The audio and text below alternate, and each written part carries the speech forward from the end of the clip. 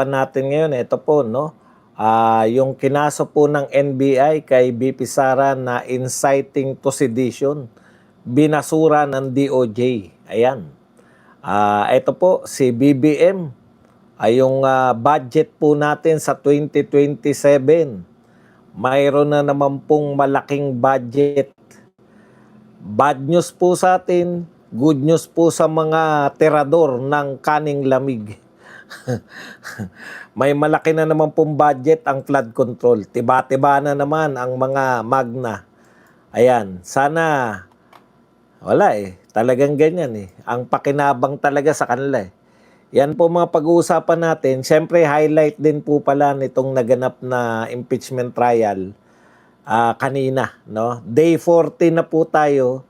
Sa madaling salita, gumagastos na po tayo ng 250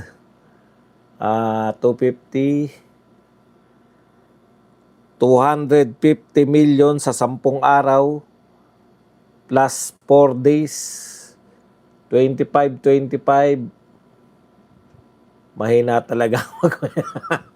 35 million na po 350 million na po ang ginagastos natin diyan po sa pag-imbestiga ng impeachment dahil po diyan sa impeachment trial. Yan po mga pag-uusapan natin, pero bago yan, kung bago ka pa lang dito sa ating channel, mag-subscribe ka na. Dahil ito lang ang tanging channel na may kinikilingan, may pinapanigan. Una sa balita, uli sa impormasyon, kaya ano pang hinihintay nyo? Pindot na, okay. Tuwan-tuwa po tayo, no? Good news. Unahin na natin yung good news bago yung mga bad news. Good news po muna. Ito po, inciting to sedition na complaint laban kay BP Sara ng NBI, binasura po ng DOJ. Ayan. Totoo naman po na karapat dapat pong ibasura. Ang ibig sabihin po kasi ng inciting to sedition, ikaw po ay nananawagan na pabagsakin yung pamahalaan, no? Nananawagan ka na magkaroon ng rebellion, nananawagan ka na pabagsakin yung gobyerno. Yan po yung inciting to sedition. Kinasuhan po siya ng NBI dahil yun daw pong mga sinasabi niya laban kay BBM na ipapagurgur niya, etc. Inciting to sedition daw. Kaya maraming salamat, nakakita pa rin tayo kahit papano sa kabila po ng lahat ng sunod-sunod po na pagsasampa ng mga kung ano-anong kaso. Ngayon po nalalantad po sa atin lahat kung ano lang po yung mga inirereklamo nila kay BP Sara. So mga positive, tinatanggap po natin yan. Ayan, binasura po ng Department of Justice ang reklamong inciting to sedition na inihain ng NBI laban kay Vice President Sara Duterte. Ito po ay nag-ugat sa umano'y pagbabanta ng BC laban kay President Bongbong Marcos, First Lady Lisa Marcos at dating House Speaker Martin Romualdez. Ayan, the DOJ dismiss NBI complaint saad ng counsel ng BC na si Paul Lawrence Lim. Kinumpirma naman ng BP Sara Camp ang ito po, kung good news po yan na binasura po, bad news naman po kasi kinumpirma rin po na naghain naman ng DOJ ng 3 counts of grave threats laban sa vice presidente sa Quezon City Regional Trial Court. So, bagamat natutuwa po tayo na dinismiss po, kumbaga dinismiss na isang kaso, nagsampa na naman po sila ng panibagong kaso. This time naman po ay grave threats. Pero wala po yan dahil ang grave threats po, pagkakaalam natin, fianceable yan, makakapaglingkod pa rin po bago matapos yung kaso na yan. Ang pinagtataka lang po natin dito, halos ganyan din po, no? Ganyan din po yung mga isinampa sa kanya sa impeachment. Parang Sinampahan nyo na ng kaso sa impeachment, sinampahan nyo pa ng kaso sa Quezon City Regional Trial Court. Talagang pare-pareho lang naman yung kinakaso nyo. Pare-pareho lang naman yung mga tagpo o yung mga pangyayari. Kaya dapat ipagbawal na po to na pag nakasalang na po sa impeachment yung isang high official, bawal na po siyang kasi, di ba? Hindi po ba yung kinakaharap niya na yan rin yung sinampa sa kanya na grave threat? Yan din yung sinampa sa kanya sa impeachment? Kawawa naman yung BP Sara natin. Kung kakasuhan nyo na, kinasuhan nyo na sa impeachment court, kakasuhan nyo pa sa mga regional trial court. Wala, ibig nyo sabihin, halimbawa po, napatunayan po siya na walang pagkakasala ng impeachment court, tapos may kaso naman siya sa regional trial court. Mahirap po yun, kaya dapat gumawa ng batas na once na ang isang tao nasampahan na ng kaso, hindi naman sinasabi na hindi na pwedeng magsampa. Ang ibig lang sabihin, dapat wag naman sabay-sabay yung pagsasampa ninyo. Grabe naman. Halatang ginigipit, kaya lang tinatawanan lang talaga kayo ni BP Sara. Ika nga, papalapit tayo sa eleksyon. Nawawala na po ng silbi yan, no? Yung mga panggigipit nyo kay BP Sara, nawawala na po ng silbi. Okay. So may good news at bad news na po tayo. Ito po ang malupit na bad news. Ako talaga, ito tinitignan ko to na bad news. Ito breakdown na po to ng ating talagang yung justice, ang tawag dito, social justice. Wala na pong hustisya talaga. Akalain ninyo, ni hindi po tayo nakapagpakulong. Pinakamalaking korupsyon, ito pong flood control corruption na to, no? Sa kasaysayan po ng Pilipinas, trilyong piso po ang kino-question na budget dyan. Pinakamalaki pong korupsyon yan. Okay. So, sa madaling salita, mga kapatid, ito pong ito pong hindi pa natatapos, ayaw po nilang tumulong yung Senado, ayaw din pong tumulong ng House of Representatives para mag-imbestiga. Natatandaan ko po noon, kabi-kabila po yung investigasyon, sabay-sabay po yung investigasyon laban kay Tatay Digong. Ano po ba yung ginawa ni Tatay Digong? Yung sinasabi nilang AJK, no? Samantalang presidente po si Tatay Digong at mayroon po siyang kapangyarihan na maglunsad ng war on drugs. Tandaan po nyo, hindi po tayo European countries. Hindi po tayo European country. Illegal po dito, excuse me po, illegal po sa Pilipinas, ang mere possession ng droga ay illegal na dito. Sa ibang bansa po, hindi. No? Kaya nagtataka tayo, bakit bawal po ba yung Pangulo ng Pilipinas ay mag-conduct ng war on drugs? Okay, anyways, labas muna tayo riyan. Natatandaan ko lang po, katakot-takot po na ang tinayo nila, may Quadcom, may Tricom. Ang dami pong, ibig sabihin po kung Quadcom po yan, 4 na komite po ang nag-iimbestiga kay Tatay Digong. Tricom, 3 komite po ang nag-iimbestiga laban kay BP Sara. At kung ano-ano pa po, ang dami po nilang tinayong komite o nagsasama-sama pa yung mga komite para po mag-imbestiga dito sa mag-ama. Bakit po walang ma-imbestiga? Wala pong tumayo na mag-iimbestiga dito sa flood control, dito po sa House of Representatives. May katwiran kasi yung presidential son na si Sandro Marcos. Tignan nyo po, ito po pinakasablay. Kahit na ilang beses ko to, ulit-ulitin ko to, pinakasablay po to na katwiran. Hindi daw dapat mag-imbestiga yung House of Representatives dyan sa flood control corruption dahil ang involved daw ay mga congressman.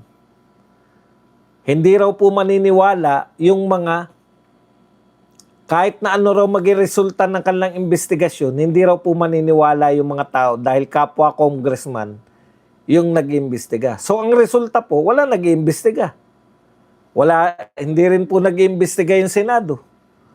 Yung create po para mag-imbestiga, yung ICI, binuwag na po. Buong akala natin, yung ICI yung susi para sa pag-iimbestiga ng corruption, yung po pala, yung ICI, iimbestigahan lang nila pala dapat, ang gusto lang pala nilang imbestigahan, Davao lang.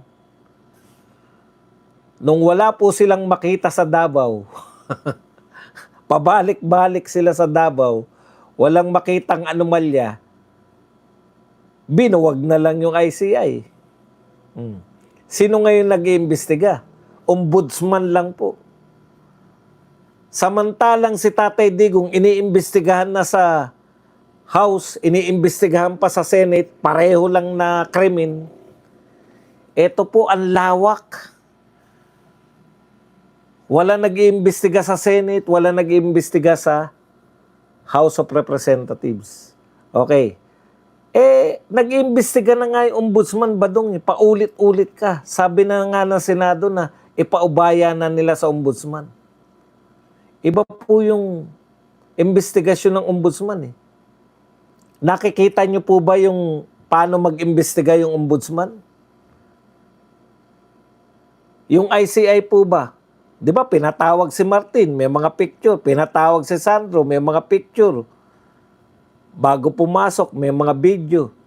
Pero wala tayong nalaman tungkol sa anong mga tinanong, anong natuklasan nung in-interview si Sandro tsaka si Martin. Ayaw natin nun. Gusto natin mapanagot sila eh.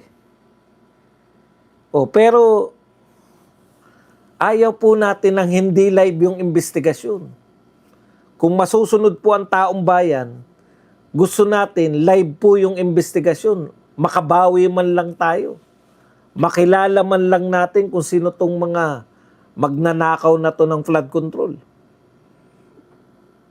Okay.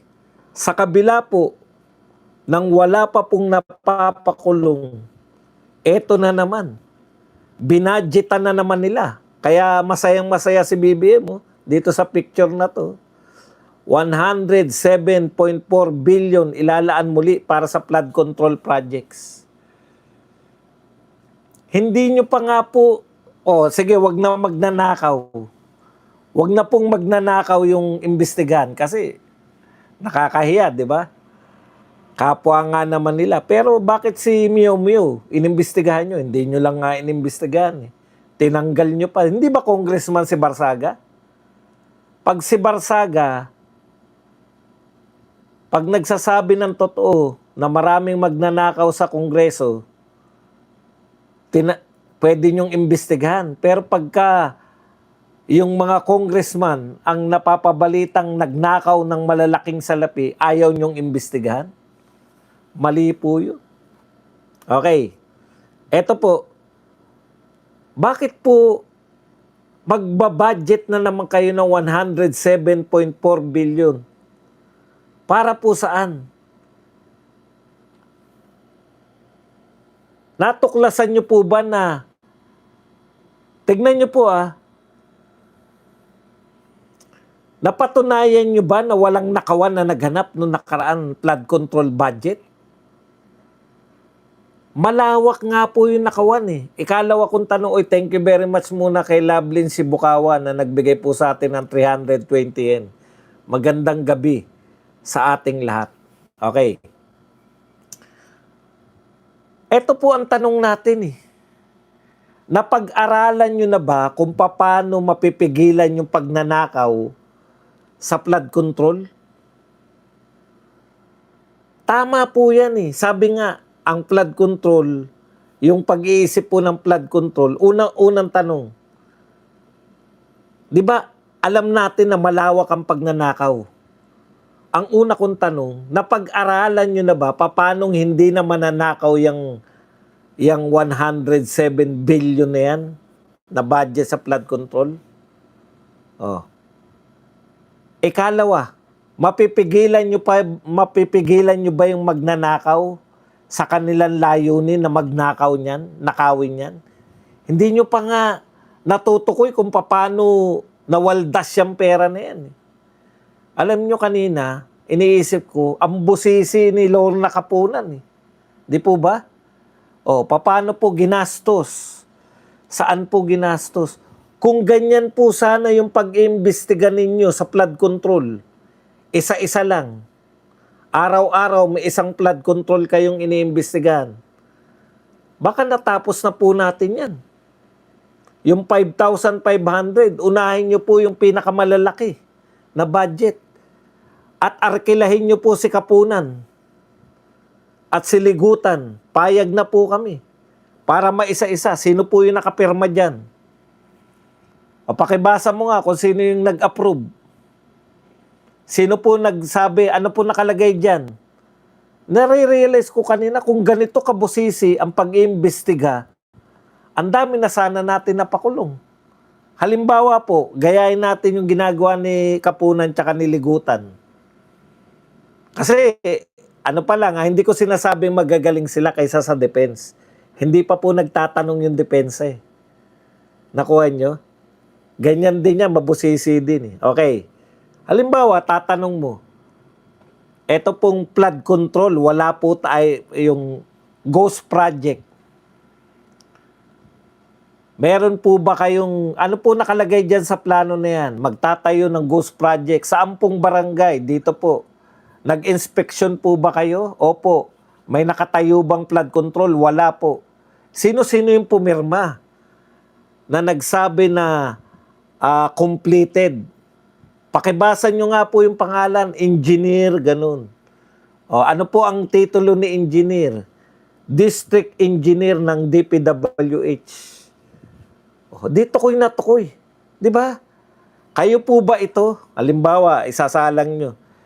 Kayo po ba, pakibasa nyo nga kung kaninong pangalan yan. Engineer Andy Lim.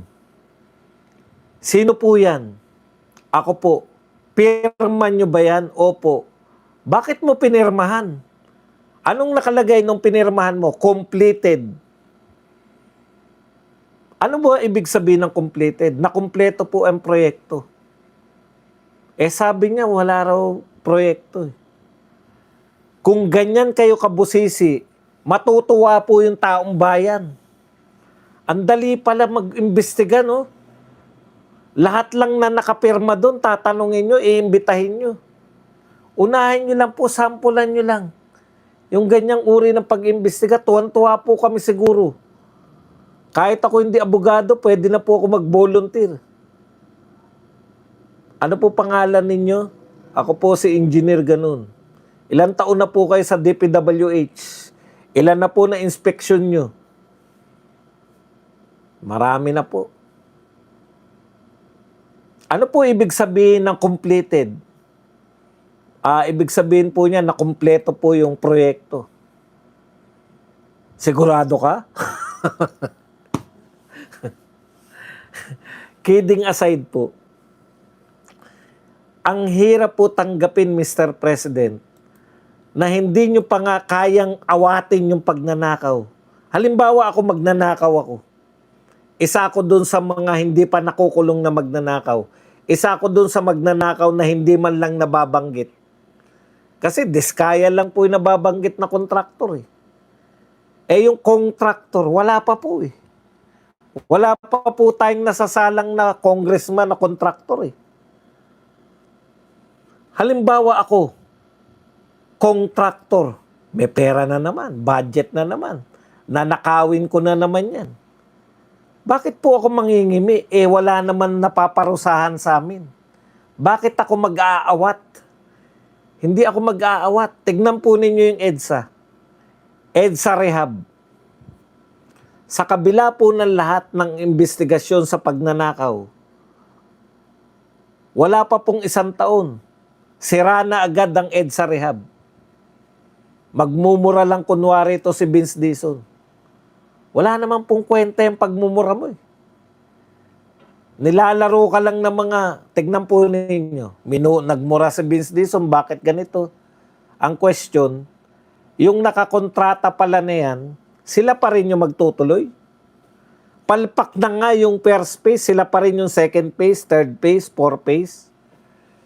Diyan nyo po makikita kung gaano kawalang buto si Vince Dizon. Pero kung ikaw po ay tapat sa yung tungkulin, mura ka ng mura, ang dali mo lang pong tanggalin ng i-rebid. Di ba? I-rebid mo na lang kasi palpak kayo. Bakit kaya hindi ibigay sa iba? Kung palpak na nga.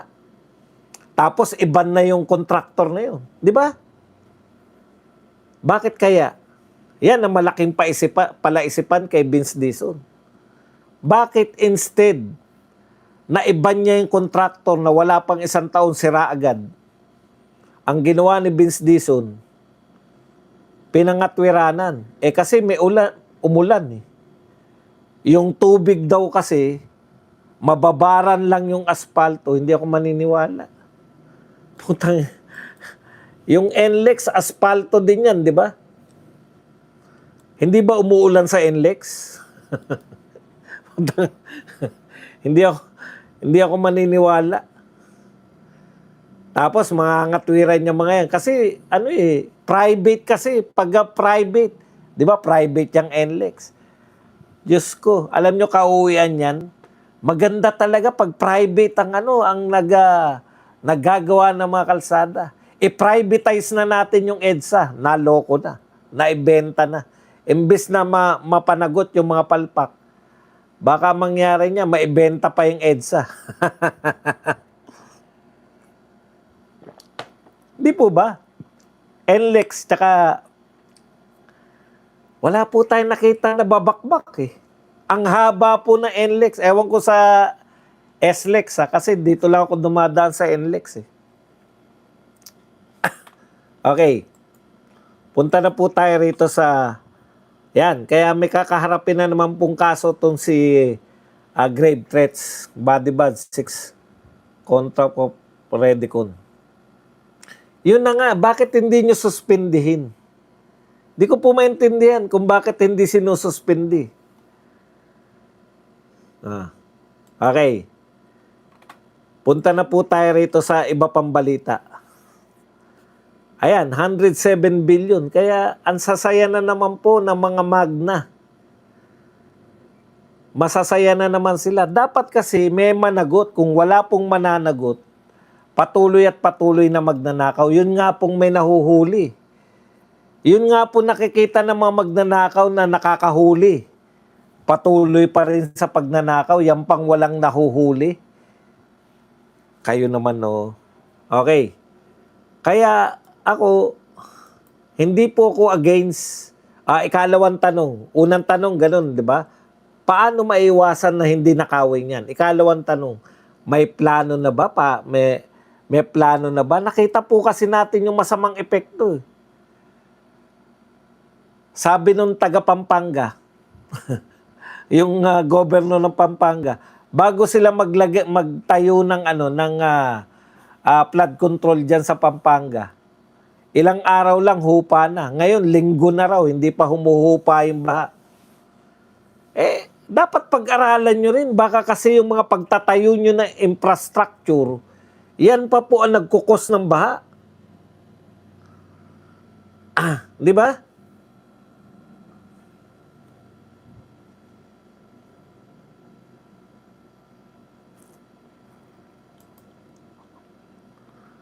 Okay. Teka lang. Wala pa pala ako ads. Pupunta naman po tayo yung susunod na topic natin. Ito na pong mga highlight ng ating yung pinagpipilitan ni Ito nakakatawa. Hindi mo alam kung sinasadya ni nito ni Kapunan na i-delay-delay lang. Kaya kita nyo siya pa rin, tapos sa masusunod na araw, ilang linggo na po si Kapunan. Paulit-ulit lang naman po yung punto niya, di ba? Ang pinupunto ni ano neto ni Kapunan, meron pong misuse. Pero habang imbis po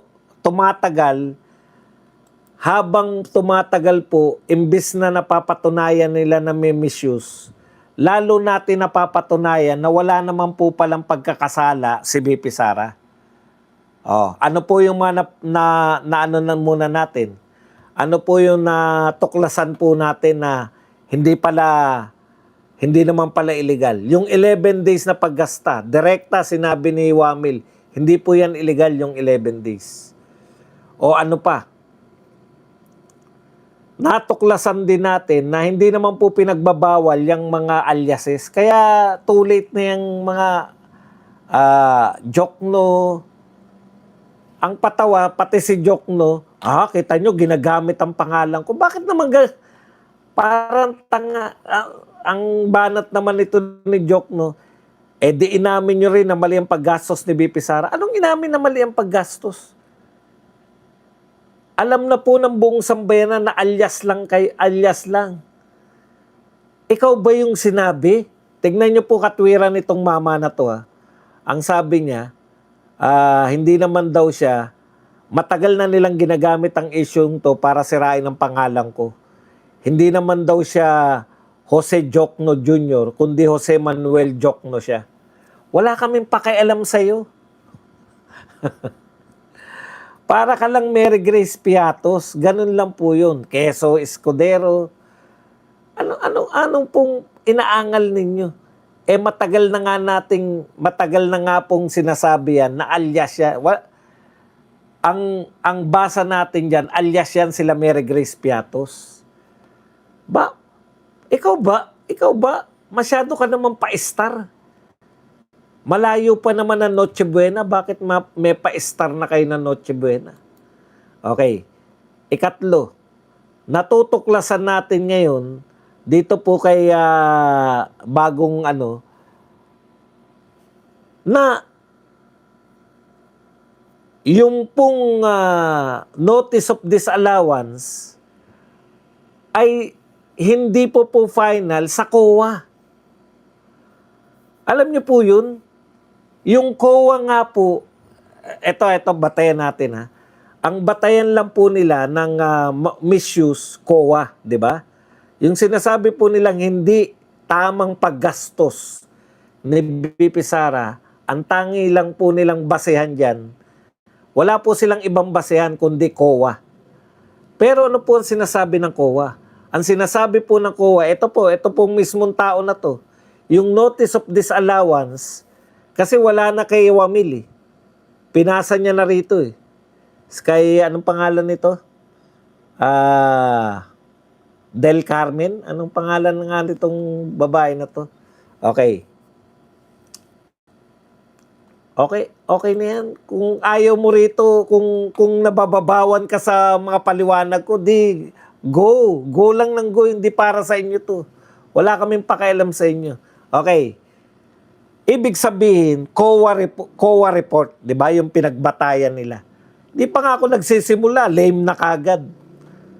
Tagalog kasi, kaya hindi ko alam kung tama ba na lame. Teka lang. Mag-ano tayo para makita ko mismo sa actual. Baka mali kasi yung anong tawag diyan? Hindi pala kamukha ni BP.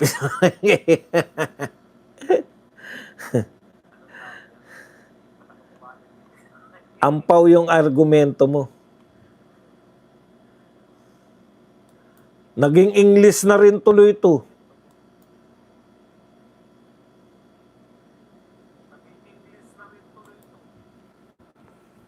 Pati yung tinitignan kong dating Tagalog, naging English na rin.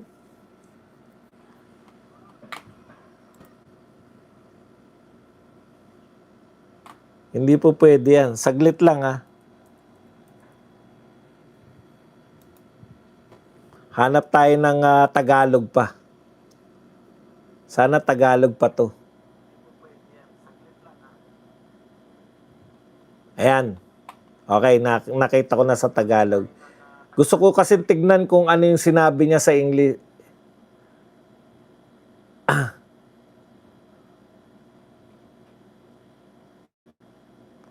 Strategy nga eh. Normal yan sa impeachment. Kala ko ba marunong ka ratilis? Sige. wala, wala naman palang.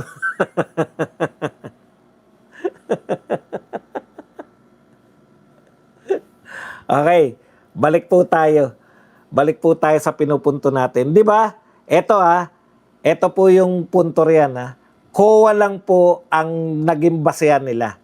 So ano po ang sabi ng COA? Ang sabi po ng COA, binigyan muna sila ng memo, di ba? Ano na nga yung tawag sa memo? Yung una memo, di ba? Tapos notice of suspension, tapos notice of disallowance. Ang ibig sabihin ng notice of disallowance, matapos yung magpaliwanag, hindi pa rin kami kumbinsido, kaya notice of disallowance na. Hindi na kami pumapayag. Okay. Talagang ganun po kasi wala akong kodigo. Nakakalimutan ko. Sabihin nyo na lang. Huwag nyo na akong kantsawan. Alam ko na mahina na memory ako. Ano na nga yung tawag doon? Memorandum of ano? Yun na lang sabihin nyo para makatulong kayo. Tapos notice of suspension. Tapos notice of disallowance. Okay. Ibig sabihin, yan po pananaw ng COA na nagsusuri. Kaya po, iaapila mo yan. Okay, nasa na po sila? Meron na pong notice of disallowance, 70 million. Ang tanong, dapat na ba magsoli si BP Sara? Hindi pa. Kasi under appeal pa. Inapila pa lang nila dito mismo sa COA. Ibig sabihin, iba na ngayon ang magsusuri ng apilan ni BP Sara. Hindi na yung si ate. Di ba si ate Del Carmen? Siya yung nagsuri eh. Kung umapila si BP Sara, mangangatwiran siyempre, iba naman yung magsusuri. Baka naman mali ng pagsusuri. Tao lang din naman si Del Carmen eh. Okay, di ba? Ganyan talaga. Kasi yung sinasabi ni Del Carmen, teka muna, bakit ka magbibigay ng reward? Parang hindi naman naging matagumpay yung activity. Sa tingin niya lang yun. Siya lang ang nagsuri, hindi pa nga final yun eh. Kasi inapila pa. So iba naman yung magsusuri, hindi na si Del Carmen. Nakuha nyo? Okay. Memorandum Audit Observation. Memo Audit Observation na may mga kulang. Kaya lang may sinabi rito si Del Carmen, sabi niya, may isang pangyayari na direkta kagad, hindi na siya nagbigay ng memo. Dinirekta niya kagad, notice of disallowance agad. Yung kay La Chica, dapat daw kasi yung taga OVP at saka taga DepEd yung nagde-disburse.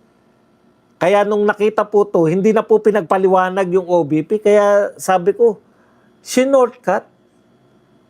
Kaya makikita po yan eh. Pagdating po ng defense na, yun ang itatanong sa kanya eh. Bakit? Pag krinos-examine na yan, palagay ko may itatanong to eh. Bakit dinirekta mo kagad na notice of disallowance agad? Hindi ka dumaan sa audit observation, memorandum of audit observation memo o AOM. Di ba? Bakit may pagpapasya kang ganyan? Ibig sabihin po, yung nag-audit lang po yan. Okay. So ngayon, may question, tama. Kaya tinanong yan ni Chis Escudero eh. Ito kasi yung pinalalabas nito ni Kapunan. Tignan niyo po yung pinalalabas ni Kapunan Ito po. Paanong gagamitin sa paano naging anong tawag doon? Paano ginamit yung confidential fund sa mga sumusunod? Ito natin yung mga pinagsasabi nila, Christmas activities, tree planting activities, distribution of wheelchair, appreciation events, consultation, meetings and catering, pasalamat. 'Di ba? Kaya ang sabi niya, kung diyan ginamit yung confidential fund, sabi ni Del Carmen, hindi niya inapprove. Siya po nag-approve o disapprove eh. Pag sinabi po ni Del Carmen na okay yan, okay. O ito pa, meron pang rice distribution for fire victims. Biruin nyo. Pati po yung rice distribution, di ba, hindi naman po masamang gawa, hindi naman po binulsa. Tupad payouts, medical mission, hospital visits, etc., etc. Mga tree planting. Kaya yan tinatanong, pati ba tree planting? Ha? Kaya, nilinaw po ni Escudero, kasi matagal na ito napaliwanag eh. Hindi po ang pinagkagastosan mismo yung tree planting. Ano po kayo, kapit lang para po mas maunawaan natin. Ang ibig pong sabihin ng OBP, dun po sa magte-tree planting sila, may mga rebelde puro ni. Dun po sa lugar, sa kabundukan na gusto nila magtanim, may mga rebelde puro. Di ba? So magkakandak po sila ng mga confidential na gawain para po maging safe yung Vice President at saka yung mga OVP laban po sa mga kalaban po ng gobyerno. Yun po yung, kaya po meron yung tree, hindi lang po yan simpleng tree planting. Kasi kung naroon ka po sa mga kalaban nyo, ang ginagawa kasi ni BP Sara, hindi po yung, 'di ba, NTFL CAC siya. Ibig sabihin, true yung tumutulong sila sa mga komunidad, kinakailangan maramdaman ng mga tao yung presensya ng gobyerno para hindi sila ma-impluwensya ng mga rebelde. 'Di ba ganyan? Hindi social po, hindi na po barilan lang ang yung pong paglaban sa mga rebelde o sa mga insurgent, hindi na lang po to simpleng barilan. Okay. Kaya ito po ang tanong, maganda po yung tanong ni Chis Escudero. So sabi po nito, may tanong si Chis Escudero, di ba? Kung ang pondo ba ay ginamit doon sa event mismo, tree planting lang ba? Or doon sa operation para maging successful or secure yung event? At di po ba? Kaya dalawa po yan eh. Saan ba ginamit yung confidential fund? Sa gift giving ba? O para ma-secure yung gift giving sa mga community? So, meron silang gift giving sa community, kinakailangan, ganyan po di ba? Pag napag-aralan na po nila yan, na kinakailangan maramdaman ng mga tao, lalo na po sa mga liblib na lugar, na merong gobyerno na tumutulong sa kanila. Pero kung liblib nga yan, meron nga pong danger na may mga rebelde po dyan. So sa madaling salita, saan po ginamit yung confidential fund? Doon po ba sa gift giving? O para ma-secure at maging matagumpay? Tignan po ninyo yung pagpe-present po. 'Di ba? Paano sinusukat? Ano yung sinasabi nila na pineresent nila na no untoward incident? Yun po yung naging anong tawag diyan, yung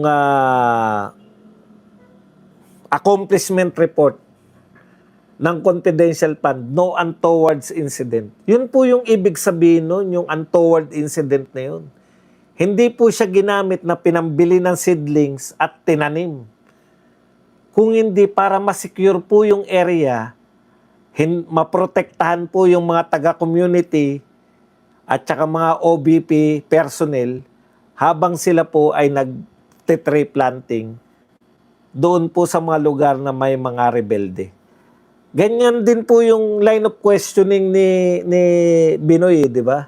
Sabi ni Binoy, anong ano yung sineselebrate diyan sa petsa na yan?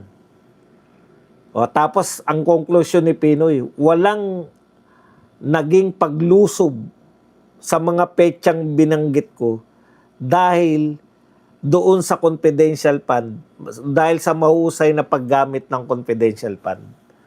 Kaya po, nung una, hindi po natin nauunawaan no? Kasi nga, confidential wala naman po nagbubulgar. Pero dahil po dito, nare-realize po natin na talagang hindi po yan ginamit ni BP Sara para nakawin.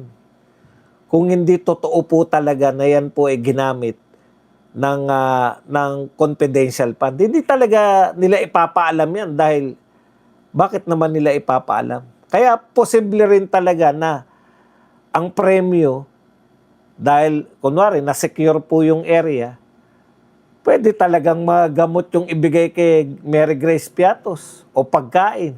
Di po ba? Hindi naman pala pinagbabawal, hindi naman pala automatic na ang reward mo ay pera. Pwede palang goods ang reward. Kaya mas lalo pong tumatagal yung mga pinagagawa, yung mga drama nito ni Kapunan, lalo pa po natin natutuklasan na wala po talagang nilalabag si BP Sara.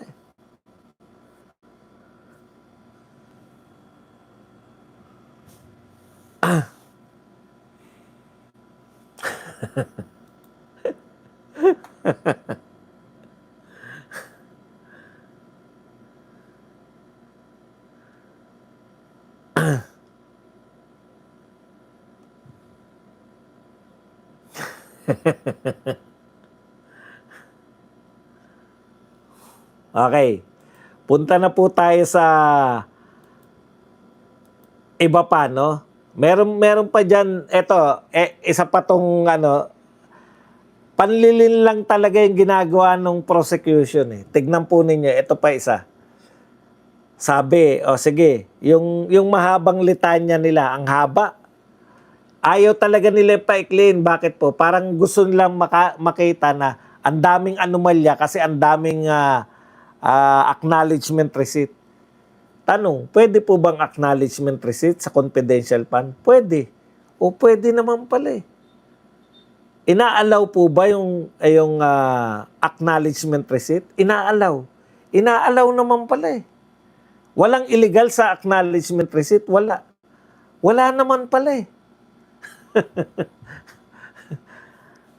Ngayon, bakit po nagkakaroon ng notice of disallowance?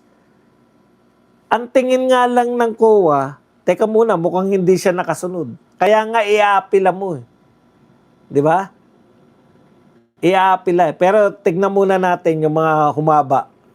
Humaba sila dun sa, yan, yung may pangalan ng mga keso, may pangalan na Chu,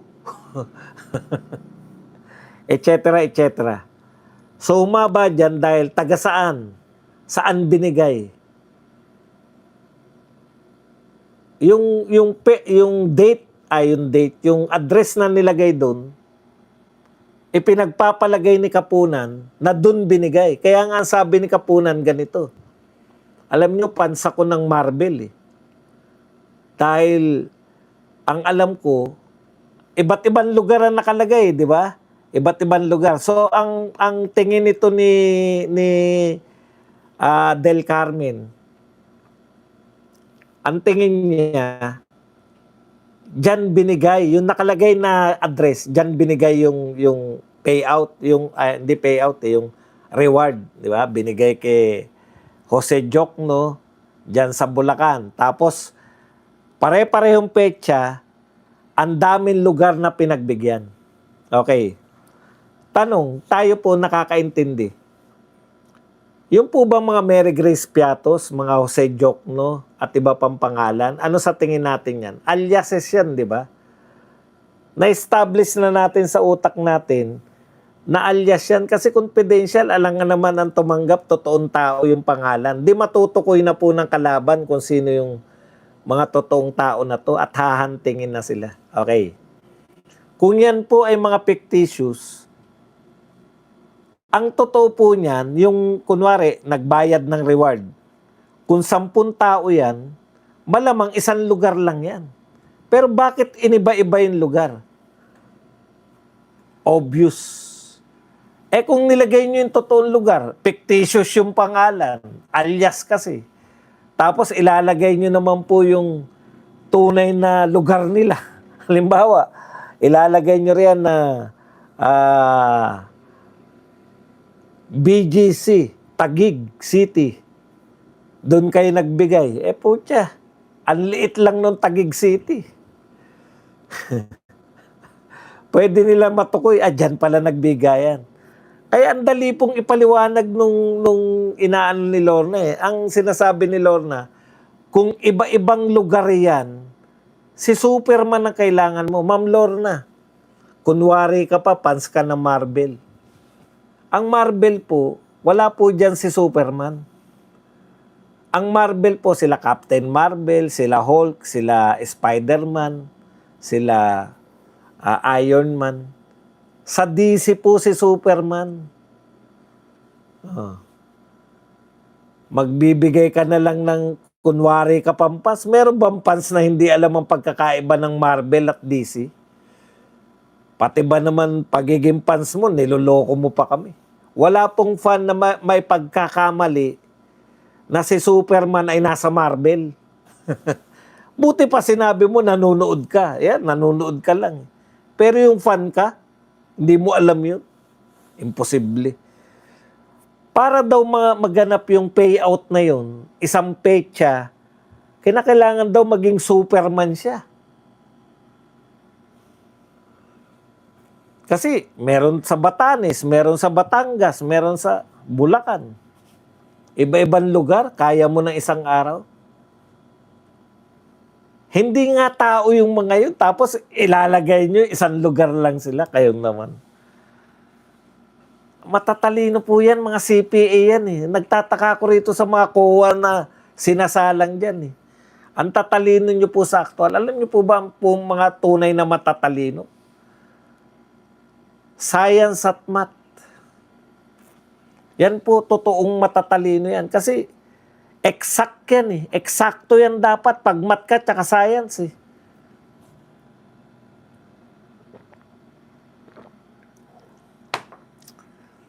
Yung mga matatalino sa Tokis, katulad ng mga abogado, katulad naming mga vlogger, nadadaan lang namin minsan sa Tokis eh. Pero yung mga yan, ang tunay na matatalino, ibig nyo sabihin, naniniwala kayo na iba-ibang lugar yan, yung pinaghatiran ng reward. Pwede pong isang lugar lang yan. Alam nga namang ilagay nila yung tunay na lugar. Hindi nga nila nilagay yung tunay na pangalan, tapos nilagay naman nila yung address nila. Anong logic? Na ilalagay mo yung tunay mong address, pero ang pangalan mo, fictitious. Isip-isip din. Okay. Sa madaling salita, mga kapatid, talagang hindi po kayo, totoo po na kayo po ay hindi po kayo nagkamali ng sinuportahan. Wala pa pong napapatunayan na ninakaw si BP Sara. Sige. Ibig sabihin, nasan na ngayon Badong? On appeal pa lang. Ano ibig sabihin niyang Badong? Nasa COA pa lang, hindi pa po final. Hindi pa po final na yung pasya ng COA na totoongan na may misuse of fund. Hindi po final yan eh. Naka-appeal pa lang eh. In-impeach na nila si BP Sara. Kumbaga, nauuna pa sila sa COA. Kahit ang COA hindi pa. Dahil sabi nga ng COA, appealable pa eh. At sa kanila pa lang po, in-appeal pa lang po sa kanila. Kaya yung status, di ba, tinanong siya, ano na yung status niyan? Under appeal po ng Office of the Vice President. Ibig sabihin, kino-question pa. Hindi pa yan final. Ano ang basehan nyo ngayon para i-impeach si BP Sara na hindi pa po final sa COA? COA lang yung batayan ninyo ng pagsasampa ng reklamo. Wala naman kayong ibang basehan eh. COA lang eh. Oh. Nauna pa kayo sa COA. Ang COA hindi pa final. Pwede pa nga pumapayag pa silang iapila dahil hindi pa po nag-aapila eh. 6 months pa po. 6 months pa para maapilan nyo. Oh, pagkatapos pa sa COA, halimbawa po, sinabi ng COA, iba na nagsuri, ay talagang mali ka, BP Sara, magsoli ka ng pera. Dalawa pa rin ang pwedeng gawin ni BP Sara. Magsoli or umapila pa sa Supreme Court. Hindi pa rin po final. Basta ina-appeal pa. Parang ganito po yan. Bakit nakalaya pa rin si Franz Castro? Under appeal pa yung kaso niya eh. Hindi nga natin kino-question yun eh, dahil talagang ganyan, due process yan.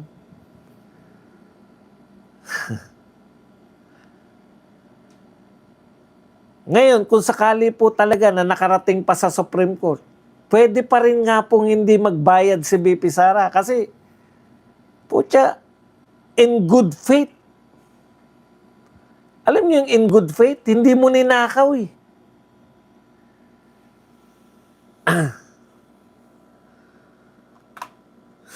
Hindi lang sila pumayag.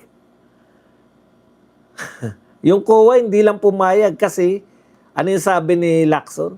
Wala naman sila, hindi sila nag-aral ng paano yung mga magbasa ng mga confidential fund dahil kulang sila sa sa training para sa security. Intel training pala, intelligence training.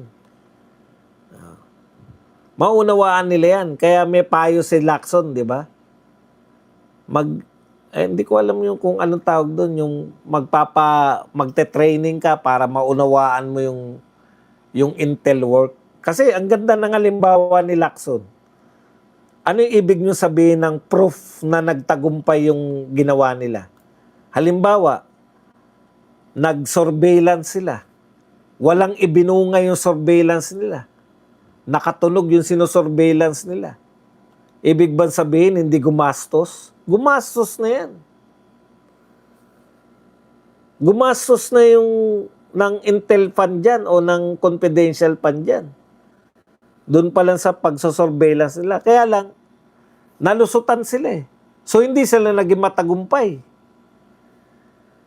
Ibig bang sabihin nun, yung ginastos na yun, notice of disallowance, i-disallow nyo yun samantalang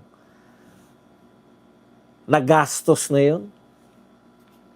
Sino po makakaunawa nun? Yung may training sa intelligence. Sabi ni Lacson yan. Alam naman natin si Lacson, siya po ay isang dating PNP chief. Yan lang po mga kapatid. Pwede na tayong magtanong,